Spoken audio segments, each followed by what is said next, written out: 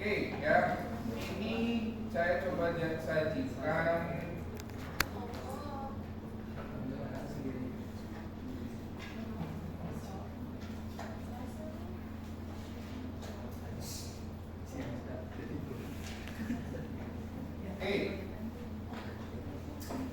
ini adalah sebuah data yang tetap hasil dari sebuah riset. Datanya dia ini berusaha memodelkan tingkat partisipasi seorang wanita yang sudah menikah dalam dunia kerja.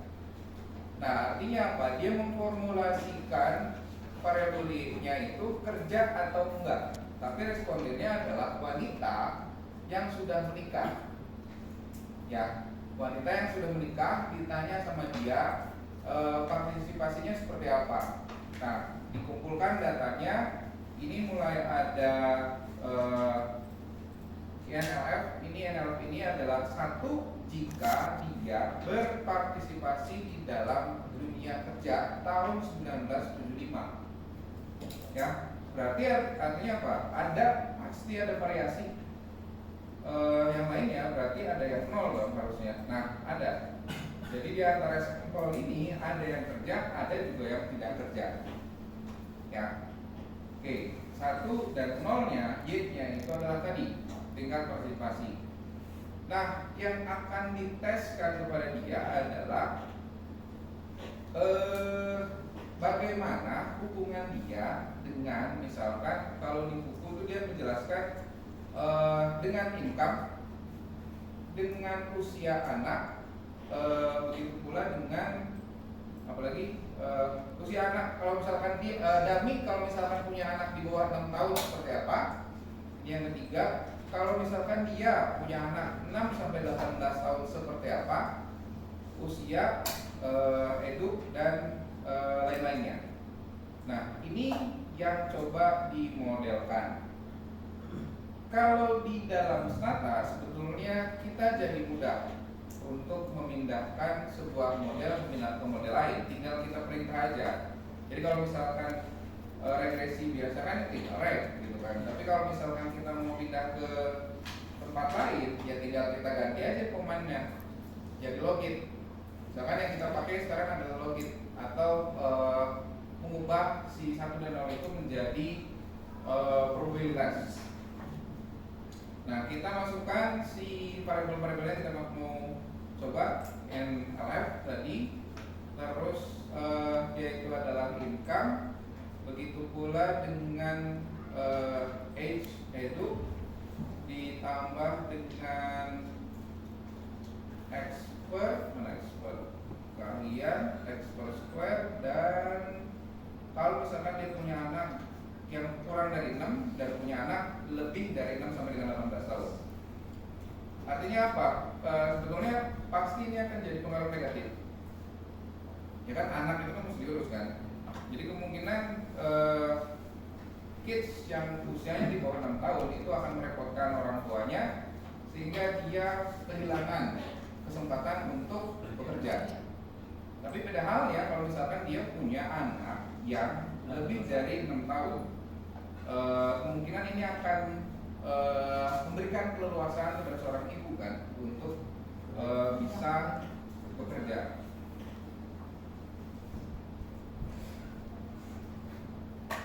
Oke.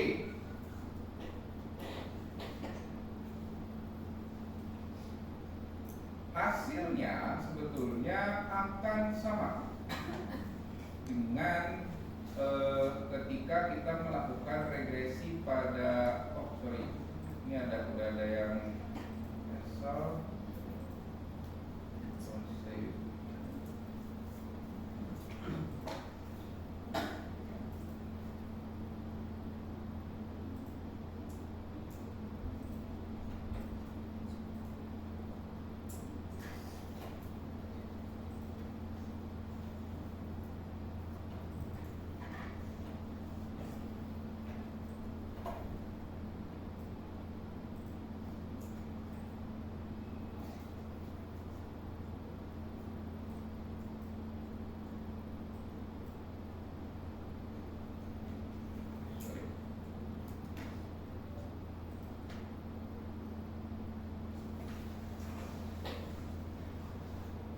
Yang kalian lakukan kalau udah kayak gini apa? Interpretasi. Nah, apa yang harus dibaca duluan? R square Oke, sekarang R square-nya berapa? 21%. Tapi di sini dia sekarang berubah. Jadi disebut dengan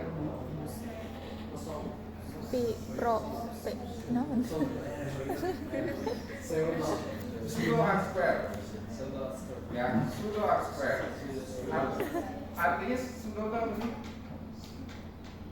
Oh iya,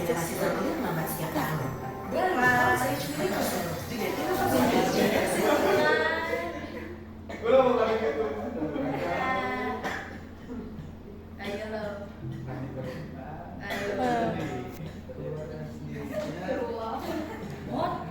Oke.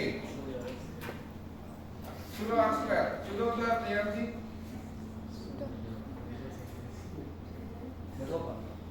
Tipu-tipu.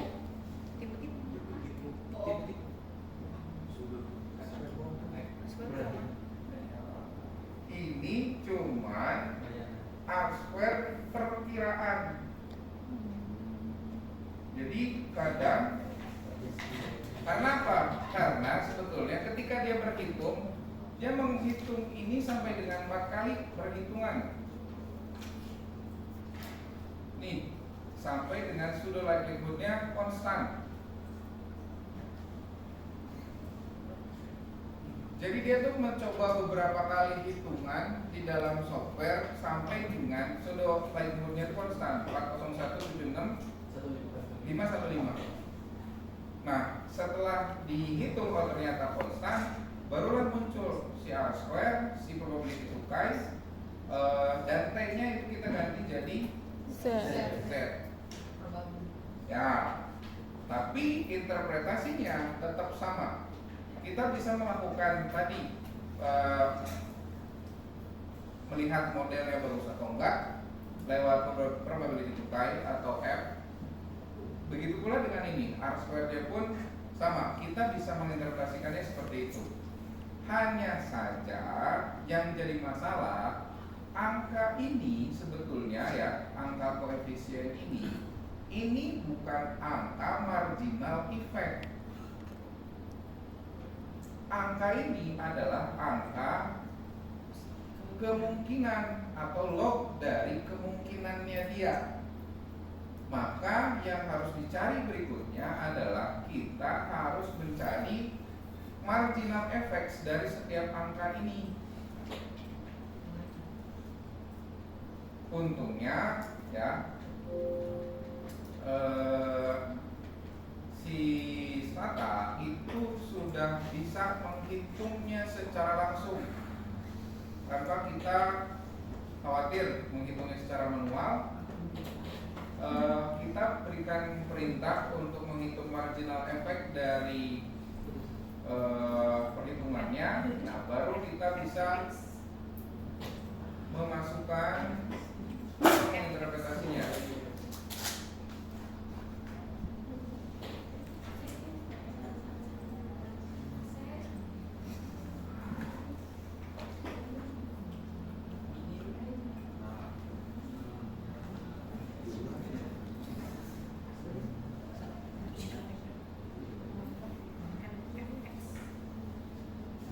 Saya minta tolong hitungkan marginal effects after login, di mana probability-nya dikali dengan angka prediksinya, dan ini yang disebut dengan marginal effect-nya. Nah, bagaimana cara bacanya?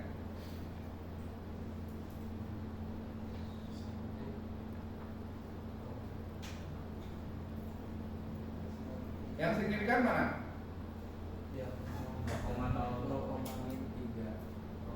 Yang mana yang signifikan? Enggak, Ini signifikan nggak? signifikan.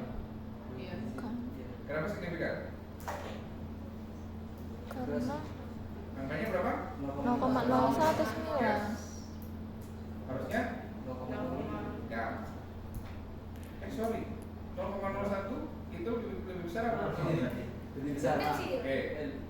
Lebih besar dari yang 0,05 ya. Ini jangan dianggap 19 ya. Ngerti nggak? Nah, pelajaran SD ini bukan 0,019 0,01 ya. Bukan masalah minusnya.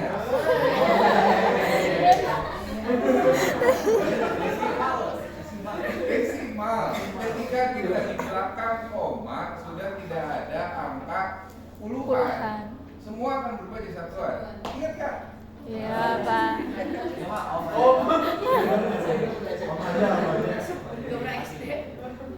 Berarti yang ini signifikan atau enggak? Signifikan.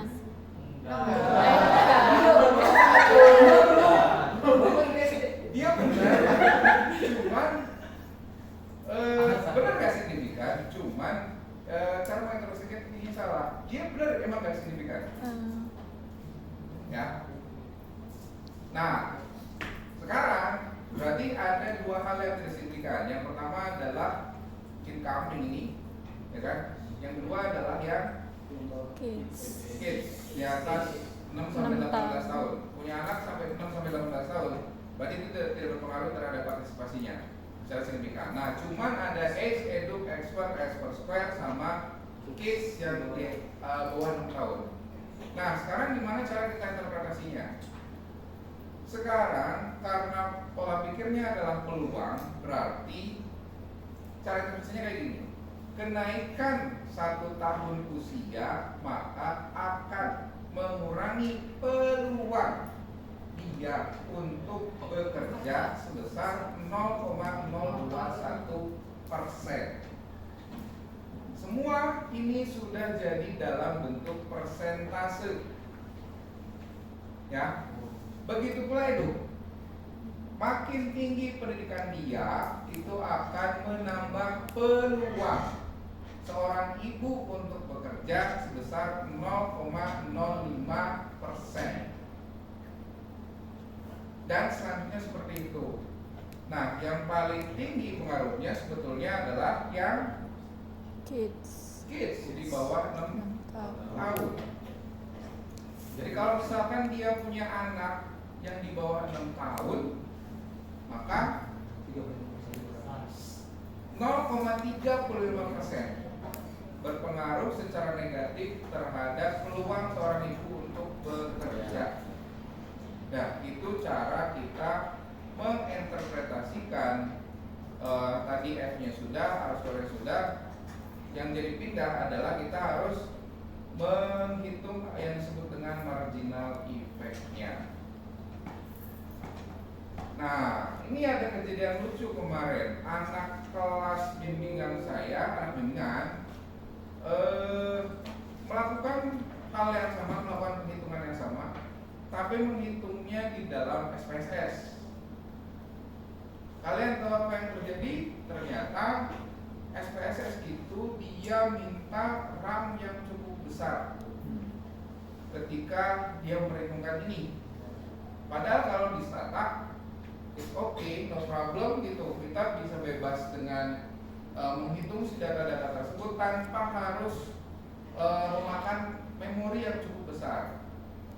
Solusinya ada dua, saya bilang. Entahlah kamu cari laptop yang RAM-nya gede, yang canggih, atau kamu pindah ke stata.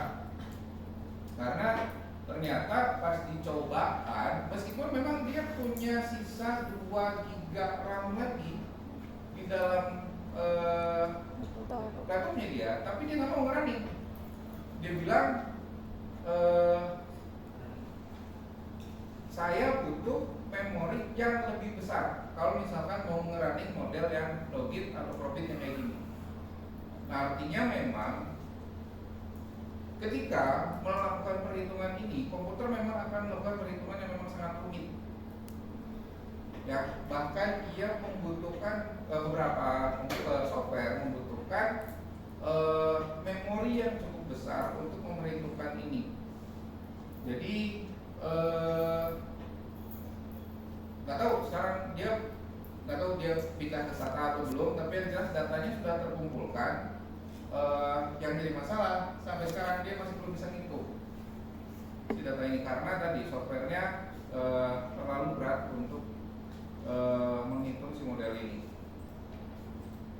Bahkan kalau dulu pengalaman ada sih dosen saya yang harus memang ganti laptop karena laptopnya ternyata pas menghitung pakai model logit, tapi karena variabelnya banyak sampai ada 16 variabel yang masuk, datanya sampai dengan ribuan, runningnya itu sehari semalam.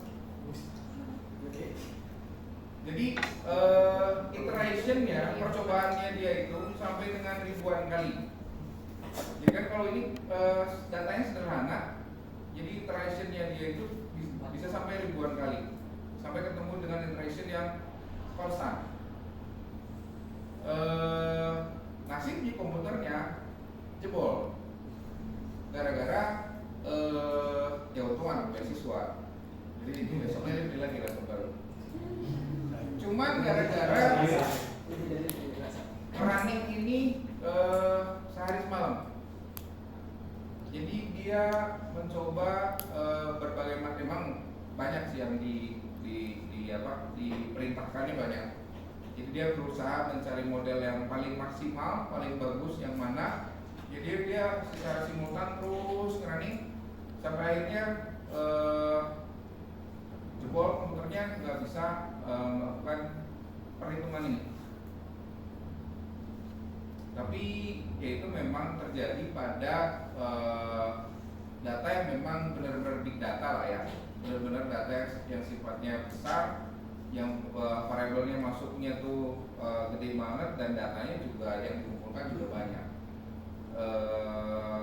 Tapi balik ke pertanyaan apakah ini akan teraplikasikan di nanti ke depan, saya yakin ini kepake. Ya, limited dependent variable ini rata-rata muncul di anak-anak skripsi di mana kita kenyataannya memang dalam membuat kuesioner kadang sebuah pertanyaan itu tidak bisa kita buat dia jadi kompleks. Makanya kita harus membuat si kuesioner itu menjadi sederhana sehingga orang itu akan mudah mencerna informasinya dan kita pun tidak kesulitan untuk menganalisa datanya. Nah, makanya terakhir ini yang saya sampaikan untuk kalian pelajari, dan ini akan muncul di UAS. Jadi UAS itu akan ada 3 model. Yang pertama regresi seperti biasa, yang kedua time series, yang ketiga limited dependent variable. Tapi semua kalian hanya perlu baca datanya saja. Tidak ada kalian harus running regresi atau segala macam. Kalian cuma baca data. Waktunya 1,5 jam. Jadi satu soal itu kurang lebih 30 menit. 3 Variabelnya Pak. Bukan 3 soal ya. Variabel ya nanti lah kita lihat. Maksimal 5 apa variabel? Kan nggak tahu mau 3 mau 5 sebenarnya kan 11 yang signifikannya 3. tinggal lihat mana yang signifikan kan. Iya. Yang signifikannya 3. Ya kan? Oke, ada pertanyaan? Mudah-mudahan nggak ada ya. Lagi-lagi alat ini punya potensi yang lebih besar daripada sekedar kita menggunakan ini kelas. Karena banyak model-model yang sebetulnya tidak saya ajarkan kalian. Ya, order logit, conditional logit, dan berbagai macam model lainnya memang harusnya bisa kalian pelajari sendiri.